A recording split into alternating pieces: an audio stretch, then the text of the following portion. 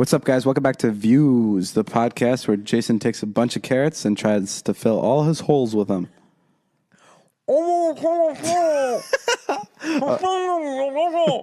He is 37 just in his mouth right now. Let me pull him out. Oh, that was insane, Jason. If only the people could have seen that. Oh, well, they did see it. I taped it all. What? I recorded it. I'm sending it to Guinness tomorrow morning. You know, I go to that joke every time. That Guinness is going to come somehow and look at this. Speaking of coming, MeUndies, they're the best underwear on the planet. What? And Jason's computer just shut off. I was supposed to read the script. Okay, here we go. MeUndies are the best underwear on the planet. Did you just say speaking of coming in front of an underwear ad? That's the best way to do it. Right in your underwear. MeUndies are the best underwear on the planet. Need proof?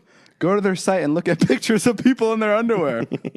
That's all Jason can do because MeUndies doesn't want to send them any undies.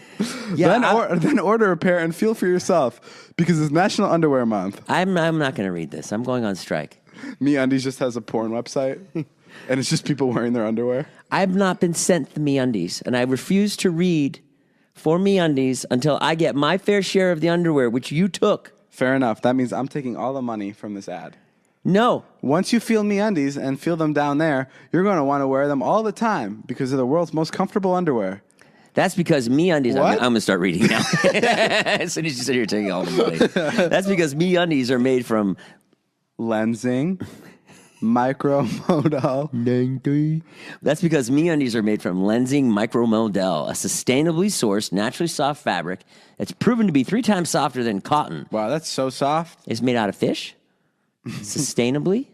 What? They don't take all the fish out of the water? It doesn't make any sense what I'm saying. You're right. The face on your face right now says, Jason's making no sense. And I want to tell you, you're right. All right, well, I apologize. Order a pair, and if you don't love them, they're absolutely free. They've made it really easy for you. There's literally no risk. Male host, read this line. That gets me every time. This one's me. And for the fellas, MeUndies Diamond Seam Pouch cradles your jewels and gives your stuff the support it needs without feeling too tight. And for the ladies, MeUndies features soft black seams that minimize slippage without sacrificing style. And they're super comfy in every cut. Comfy. Buy MeUndies because they're the Bikini, comfiest. thong, boy short, or cheeky brief. It's National Underwear Month. Time to try MeUndies risk-free. Buy them. Let me just start by saying I don't know anything about this National Underwear Month. Like, there's like a national month for everything. Sure. Who declares that? Trump. Oh, okay. Buy them. Try them. If they feel good, if the feel good, silky smooth, downright dreamy embrace of MeUndies isn't for you, they're free. Yeah, now until August 31st, get 20% off your first pair, plus free shipping at MeUndies.com/views. They're great underwear. I have them, but I had to pay for mine. But they are really great. You should use this. You guys, you should take 20% off. That's MeUndies.com/views. MeUndies.com/views. They're great. Thank you, MeUndies. Roll the intro music.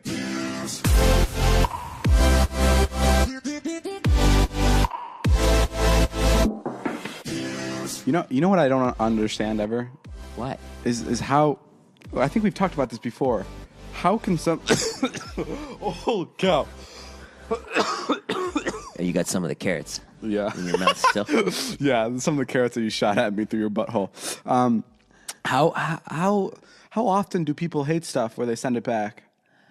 Like, how many people try on MeUndies and they're like, fuck these? Oh, yeah, it's a total scam. You think it happens? No, I mean, who has the time to send some underwear back? You don't send them back, right? No. Like, if you bought something and you didn't like it. They send me a new shipment every week, so I never have to send it back. Yeah, but like you, yeah. I'm just trying to show off. But you have a water cooler out there that you're never going to use. Yeah, and my parents sent me that. And you're not going to send it back and get the $1,700 back. Speaking of my parents, have you ever walked in on your parents having sex? Me? Yes, I have. Really? Yes. All right, go. Well, it's not an attractive story. Or paints them in a good light. Or which time do you want me to say? One time, my 13th, 15th, or 17th birthday. I got in. I went in. Oh, they were separated. It must have been like 11 or 12, and we went to like some hotel to celebrate the ending of the First World War. I'm sorry. It's because I'm old. Yeah, I want to explain it to everybody out there who didn't get it. It's because I'm old. Jason's 44. I'm 21.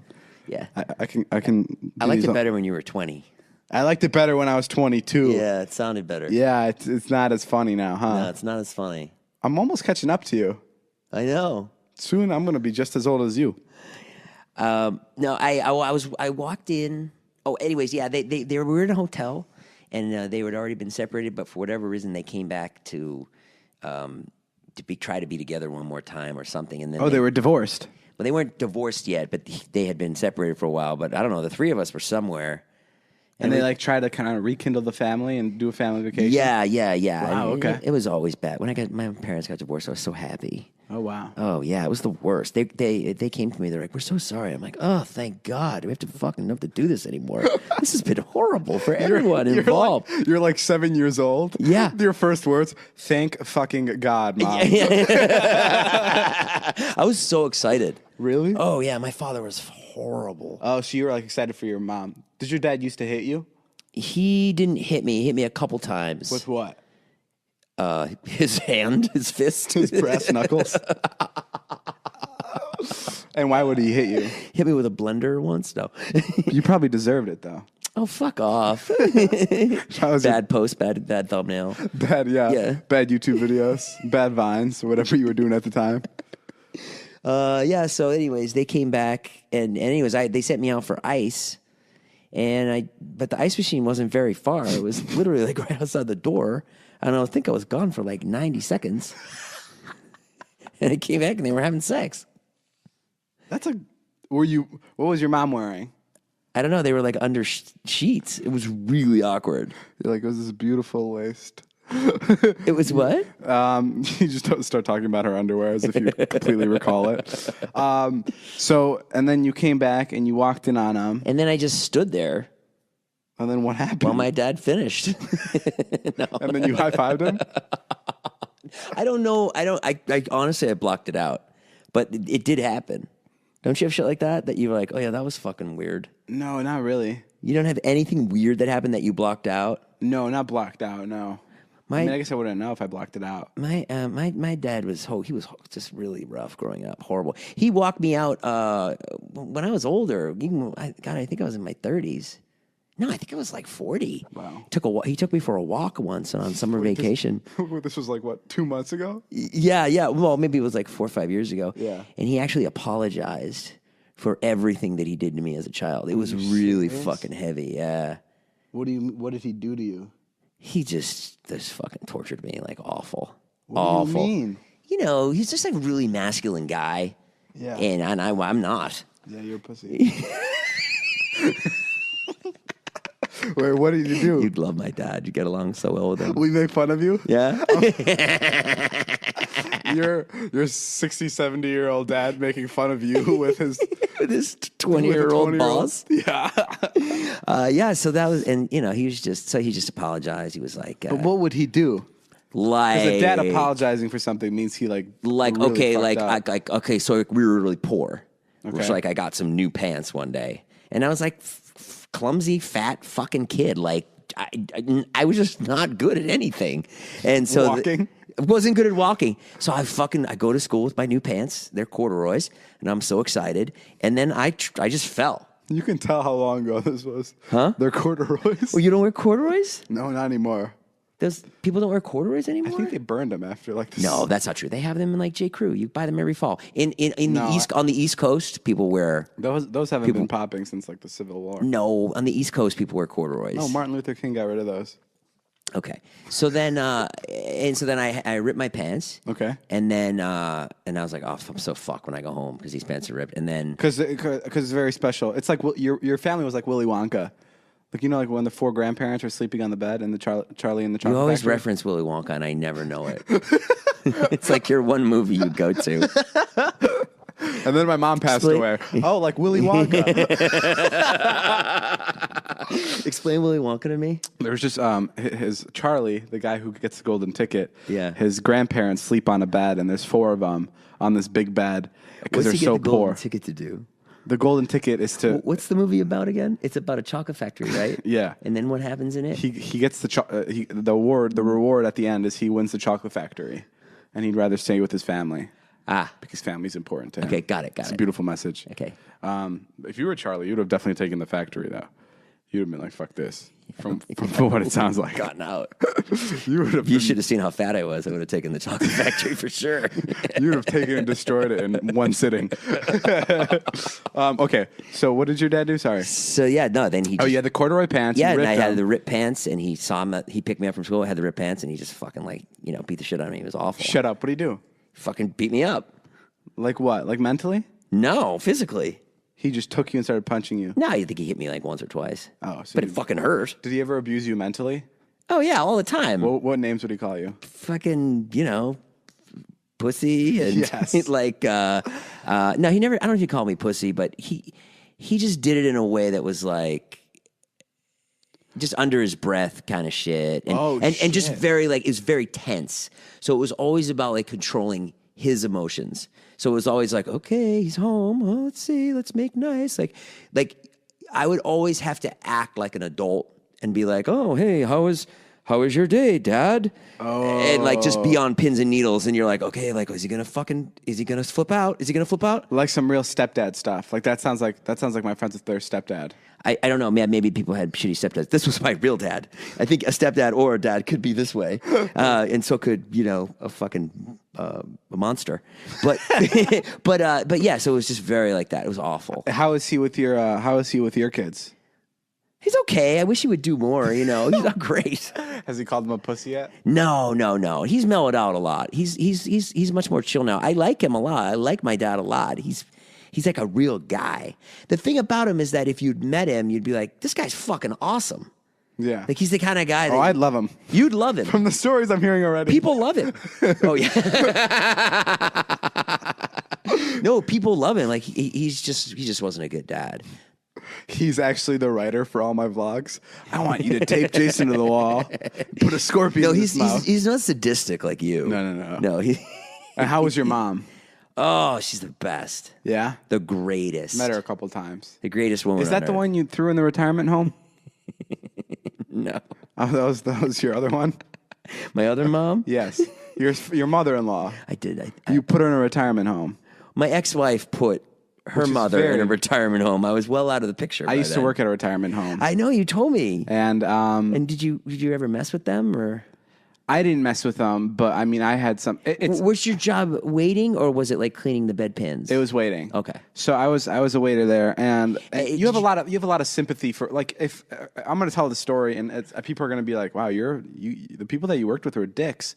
But like, you have to look at it from their point. Like, old people can get really frustrating. Oh yeah. Like, especially if you're serving them constantly. And this doesn't justify what my friends would do, but they would. I mean, this was on a constant basis. They would, when someone was eating their fruit salad, and the old person was done with it, they would take it up and they would dump it into the next person's fruit salad to save food and save time.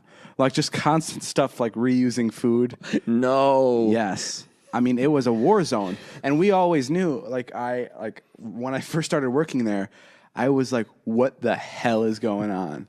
Like, it was brutal. Like, it was just, I just didn't understand it. And actually, my first 2-3 months I worked there, 3 months in a row, I was the only person that only waiter that didn't mix up the fruit salad. That gave them fresh fruit salad. I was the only waiter that they ever brought, that the old people would ever bring up in their like monthly meetings. Really? And like congratulate me.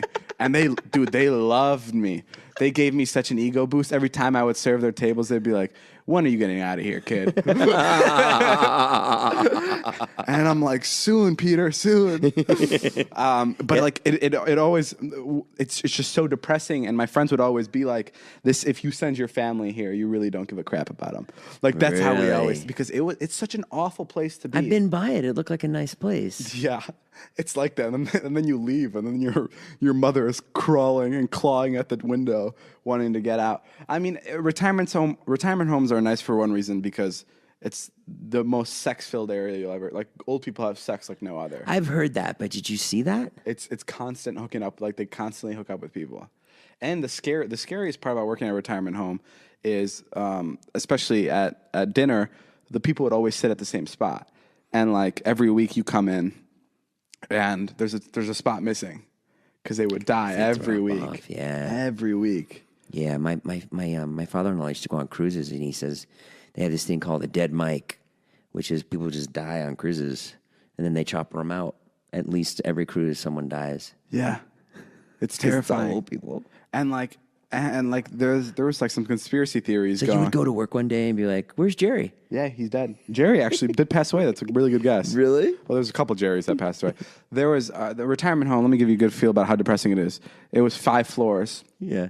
And at the bottom of the floor was a grand piano. Yeah. And one day, someone from the top floor jumped and landed on the piano and killed themselves. On purpose? Yeah. Commit suicide, huh? Yeah. What a way to go out. On a grand piano. How cliche is that? Oh, I think we talked about this because I made a really off-color joke about it. What did you say? He played Alicia Keys' "Fallen." Oh, you did. We did talk about this. Anyway, retirement homes. And I did it again. Yeah, no. Just That's sad. yeah. And But you're not putting your mother in a retirement home. fuck no. What is she doing right now? Well, no, it depends. I mean, it depends. Like my mother-in-law has some health issues. She needs round-the-clock care. What's wrong? Oh, your mother-in-law. Okay. Yeah. What about your mother? Does she have health issues? Nah, strong as an ox. She's a Jew. How old? Strong Jew. How old is she? She's Italian Jew. She's 76, something like that. She had you when she was 10? God, I walked into that one, Boom, David. another zinger. Man, I gotta get my fucking boxing gloves on. I don't feel where like does she making live fun of you now? tonight. Huh? She lives in Boston. She lives by herself? Yeah, she's great. She works. She was working at Neiman Marcus, and then she has a little apartment there, subsidized by the state. It's just so scary to me that she just lives by herself.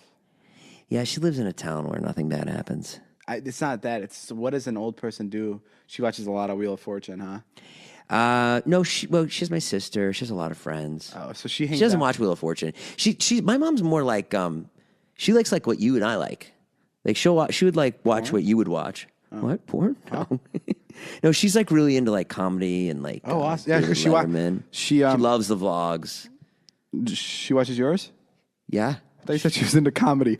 Boom. Damn, fuck you. All right, fuck this. All right, I'm fucking. If it's gonna be a show like this, No, then let's do it. Your fucking hair looks stupid, dumb.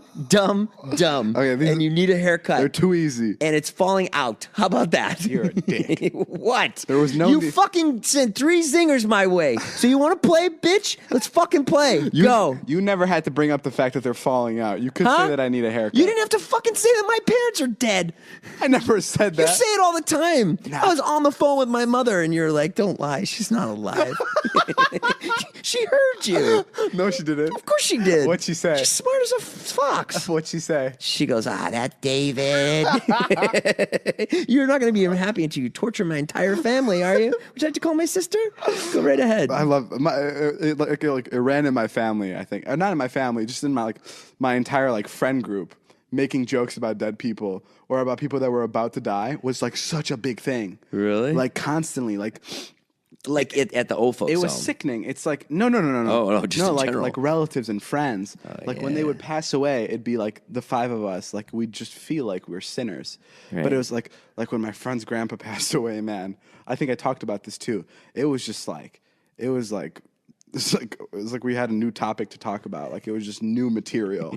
Literally, and we felt so bad, and he felt bad until he started joining in, and he felt better about it. It's just like every time someone would pass away, it'd be like open season for jokes. It was so strange. Yeah, I've done that with. It's just I've done that. It doesn't feel right. I also got older and just like then it started to become reality. I was just hanging out at my ex-wife's house, and it's just always bad. You hang out there a lot. It's kind of like you're trying to hook up with her. No, I have 2 children together. Oh, David. yeah, We that's have it. 2 children together. Hey, you did a really nice thing today. I want to compliment you. What did I do? You got on the phone with the kid who almost died today, the bone marrow transplant kid, yeah. Josh. By the way, Josh, if you're listening, glad you're alive. I love how you said that. You started laughing, and you're like, he almost died today. He did. Now I He see did. why you. Now I see why you make jokes because it is fucking funny. No, but we got on the phone with him, and he was super. He was making. I talked to him first before the surgery. And Scott and Todd were there. We were having. He was a really nice. You kid. talked to him before the surgery, so he told you there was a chance he was going to die. Yeah. Wow. And so he's just a guy who watches the vlogs. Yeah. Okay. And his sister had contacted me, and she's like, he's going to surgery. Can you talk to him? And I was like, sure. And Scott and Todd got on the phone with them. They were so nice. And he actually ended up being like a cool guy that I could probably sit and talk to for a while. And he made it.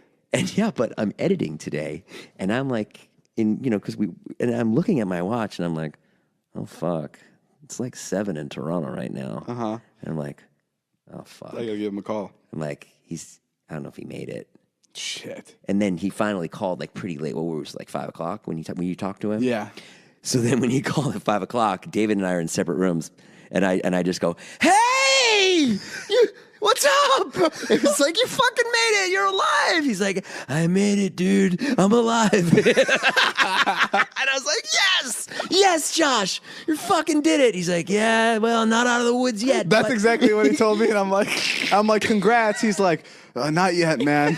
I'm like, Jesus Christ. Yeah, but God bless you, Josh. You made it. And David, and then I walked the phone over to David because he hadn't gotten a chance to talk to David because David wasn't there. And you talked to him. And not only were you nice enough to talk to him, obviously I knew, but you cracked all these jokes and made him laugh in a very tense situation. Like, I think you said something. You said to him, he goes, he's got these big headphones on, and David said something like, oh, you made it, huh? And he's like, you're alive or something. And he goes, yeah. And he goes, well, it must be those noise-canceling headphones you got on. He's like, that must have saved you. Don't take those off. And he laughed. He laughed hard. I said nothing bad ever happens to people with noise-canceling headphones. But like, you were like joking about like life or death with him, and somehow like he thought it was really funny. I love those people that are in situations like that like can find like the comedy in it. It's so just like, it just puts you like in a good mood, and it puts them in a good mood. Yeah, it puts them in a good mood. When you could find something to like that's really dark to joke about, like that's awesome. Like my grandma constantly jokes about death. She's still alive? Unfortunately, she's. What's she like? No, I'm kidding. She's dead. Yeah. What was she like? No, she's alive. Which one is it? No, she's great. She's great, but she's constantly make jokes about like I can't wait to like haunt you when I die tomorrow. Like jokes like that. Like I'm gonna haunt you in your sleep. I'm never like just like really like off color jokes. But like it's I don't know. There's something so depressing about death that like I never really like. I don't know if I'm like.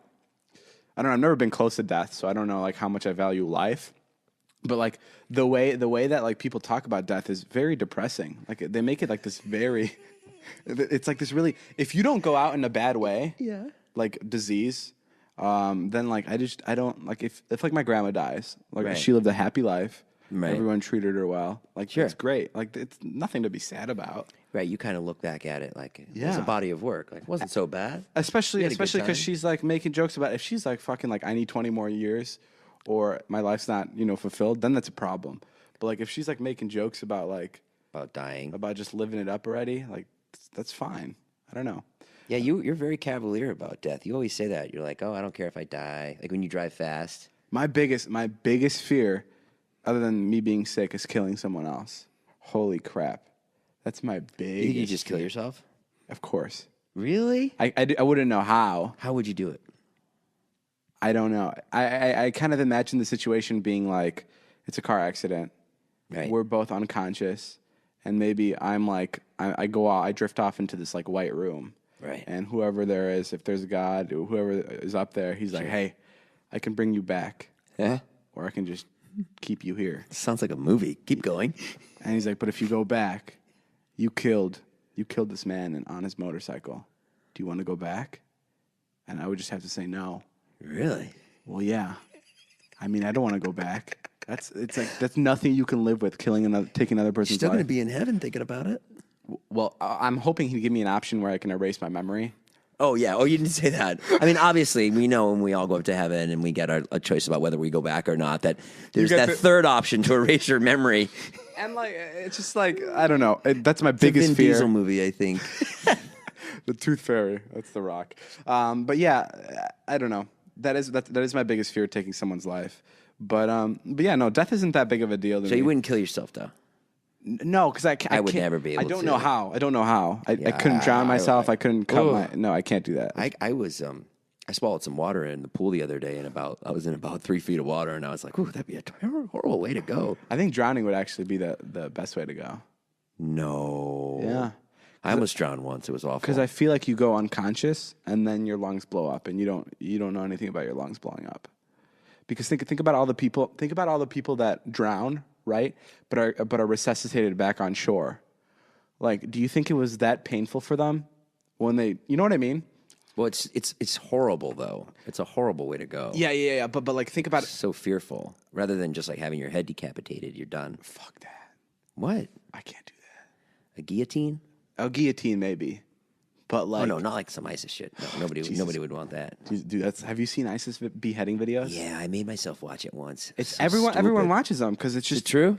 I mean, dude, it's After I watched it, I was sorry I did. it's fucking it's just like, I don't know what it is with human nature, but like people just like are amused by disgusting shit like that. Not like in like an entertaining way, like keep going. Yeah, I wasn't amused. I needed to see it. Yes, yeah, well that's what I mean. Yeah. And it's, dude, I saw one. I can't wrap my head around the fact that that's a real video and that's someone's life Ugh. in another country. Yeah. Blows my mind. Oh, what about popcorn? You like popcorn? Yes. I love popcorn. I can't get off this topic yet. Hold on. Okay, keep going. I'll power through. It's just, You can talk about it. Let's just talk about I got a mental image now, David. I know. It's so Should we brutal. jump to ZipRecruiter? No, not yet. ZipRecruiter, you get your chance right after this ISIS bit. It's just like you know when people say things like when black people talk about like you have no idea how racist people can be. Right. And like a white person's like, oh, yeah, I do. It's not that bad or whatever. You know what I mean? Yeah. But like that's like I use these ISIS videos as perspective to how other people live, if that makes sense. Because like I can't even fathom like that life. I don't know if I'm making any sense. But like I'm trying to follow. What did you say? Say it again. like No, you are making sense. I was thinking about a Dana Carvey thing that I saw yesterday. My mind was somewhere else. I'm so sorry. I was thinking about the shrimp salad I just ate. David finally opens up to me.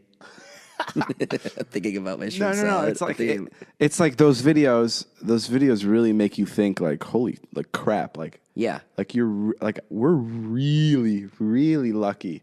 Oh, to so be lucky. living like So lucky. so lucky to be living far away from that bullshit. Yeah. That's I don't know. Continue your point though. That's kind of just my point. Is like Right. it makes you realize like how lucky you are. Yeah. I mean, I can't.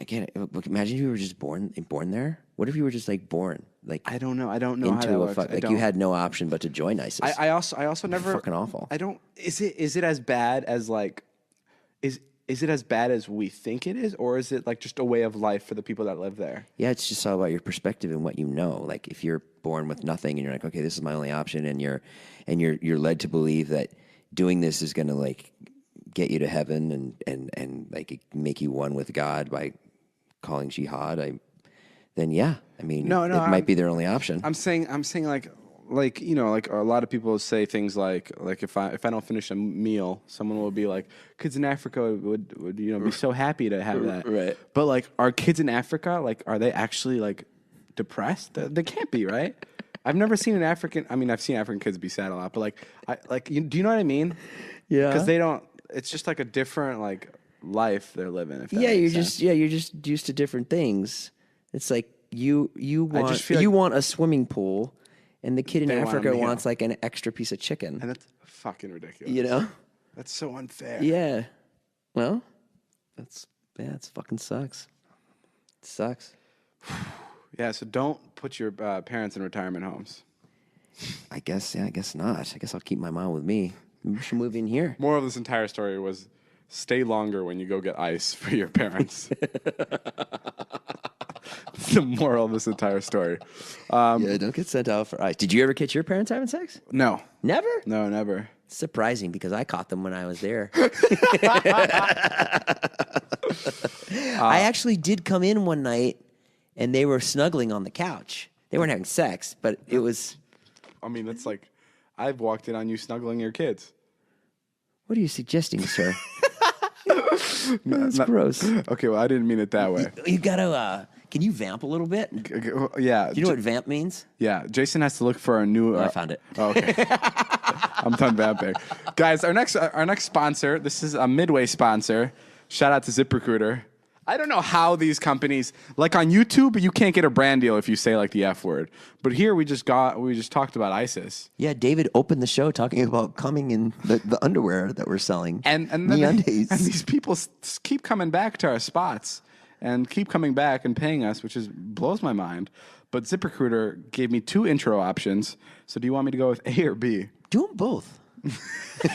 Let's see what the people like. Are you Tweet me, guys. Which one of David's of these do you like, A or B? Are you hiring? Do you know where to post your job to find the best candidates? Okay, that's pretty good. That's intro option A. Or I could have went with this one. Talk about the challenge of finding great talent and/or the importance of finding great talent to successful business. Okay, well now you've got to do that. I like A because B's asking. You're me not doing B though. Talk about it. I know, but B's asking me to go out and kind of add my own thing. Do it. No, I don't want to. Why not? Because I already read A. Why aren't you have any fun? Have some fun, man. Okay. It's pretty challenging to find great talent. And it is really important. Like when you find Dirty Dom. When I find Dirty Dom and his group of friends. Yeah. But with ZipRecruiter, you can post your job to 100+ job sites with just one click. Then their powerful technology efficiency matches the right people to your job. Better than anyone else. That's why ZipRecruiter is different. Unlike other job sites, ZipRecruiter doesn't depend on candidates finding you. It finds them. In fact, over 80% of jobs posted on ZipRecruiter get a qualified candidate in just 24 hours. No juggling emails or calls to your office. Simply screen, rate, and manage candidates all in one place with ZipRecruiter's easy-to-use dashboard. Find out today why ZipRecruiter has been used by businesses of all sizes to find the most qualified job candidates with immediate results. And right now, our listeners, can post jobs on ZipRecruiter for free. That's right, free. Okay, I forgot. This is the shit that I'm stuck I can't believe they did this to you. Just go to ZipRecruiter.com/Nash. That's ZipRecruiter.com/Nash. One more time, try it for free. Go to ZipRecruiter.com/Nash. Oh my God. Okay, do you know what I'm actually really passionate about? Nuts. Fruits and nuts mixed together. No, not fruits and nuts. This is something I've actually never told you. I think about this a lot when I'm in school and when I used to be in school and when I used to go to church, any public gathering really, I would always boobs. Sorry. No, that's you. Oh yeah, that's just you. That's what I do at church. I would always think about what I would do if a shooter walked into the building. Oh, it's like my biggest like I would be sitting in class. I mean, I'm telling you, this is what my mind would go off to. Probably every day. Every day. Because I wouldn't think about it in like a scared way. I'd always paint myself like as this huge hero, and I'd always be like, okay, shooter walked in here right now. There's 4 of them in the building. This one guy's gonna come out. I'm gonna hide in the closet, and when he walks by the closet, I'm gonna pop out, grab his gun, and shoot him in the face. And then I'm gonna go around the school, and I'm gonna find the last 4 find the last 3, and I'm gonna kill him. And then I'm gonna ask Marianne Ribisi to go to prom, and she's gonna say yes, and I'll have blood on my hands. And then the principal will be like, you know what, Dobrik, you're not so bad after all. And it gives me the keys to the city. No, but like I would always like pretend I was like this huge superhero, and I'd be like, I'm gonna destroy this guy. Yeah. And I brought this up in my class. Yeah. And like in front of all my all the kids that were in my class, and everyone was like, holy shit, I have the exact same thoughts. And it was so surprising because it's such a weird thing to think. Right. It's almost a little narcissistic, like painting yourself as this big hero. I've had hero fantasies for sure. You've had hero fantasies? Yeah. One time I wanted to sleep with Wonder Woman. Those are your hero fantasies? That's not what you meant. No. No, I've had fantasies about, like if someone like tried to like hurt Charlie or something. Your kid? Yeah, they go crazy on him. What would you do? Just run. Run, Charlie, grab and run. No, but when I used to go to church, it was different because I used to feel like I would have I don't know, because it was like a holy place. So in high school, the fantasies were more realistic. I mean, realistic with air quotes. Church, you had superpowers. Yeah, exactly. I had superpowers in church. Why? I don't know what. I think it was like the whole God. Sure. The whole God thing that was going on God at would church. touch you in that moment. Like I was gonna like. I don't know why. I guess it's kind of weird. It's interesting. I kind of just imagine myself every time an intruder would come in, they'd be like holding the priest hostage, and I just like jump up and I start flying, and everyone's like pointing at me, and they're like, "Wow, we never knew that kid can do that. Yeah. And I'm looking down at everybody as I'm floating over to kill this intruder. I'm like, yeah, what's up, guys? And then I grab the intruder and I stab him right in front of everybody, and everybody cheers. You have a God complex. I think so. Yeah, I think so too. You want everyone to like be praying to you while you save them at the same time, because that is how you operate a little bit. No. You do want to save everybody. Yeah. You do. You have a big hero complex. But doesn't everybody want to be the hero? I mean, no. it's actually it's true. But it's actually a nice quality. You do care about people and you want to save everybody, so much so that you put your neck out and you get yourself fucked in the process. But, you know. It'd just be so badass. Like, I mean, obviously I would never want a school shooter to walk in, but like every time. When you bring up the word school shooter in school, does everyone just duck down? Like, is that odd? No. Did you do it in class in front of the teacher, or just like, hey guys, at the lunch table? My school wasn't like the internet. You know, you could bring up whatever you wanted in school. No one's going to point fingers. Right. But if you, I'll get more shit for saying school shooter on this podcast than I will in my classroom. Right. But no, I don't know. I obviously never wanted a school shooter to walk in the classroom, but I knew if there was ever a time, I would at least think that I'd be ready. The move that I like in the movies is when they dive and shoot. They like slide shoot. Like the good guys? Yeah, like a Keanu Reeves, like a like I take the bad guy's gun. Yeah. No. I mean, like I'm telling you, I used to think about this every day. So I used to have fantasies. I'm like, okay, I'm gonna kick his left knee, and then he's gonna be down on the ground. I'm gonna stab his eyes out with a pencil with my Ticonderoga #2. I mean, I used to get really deep, and like, I don't know.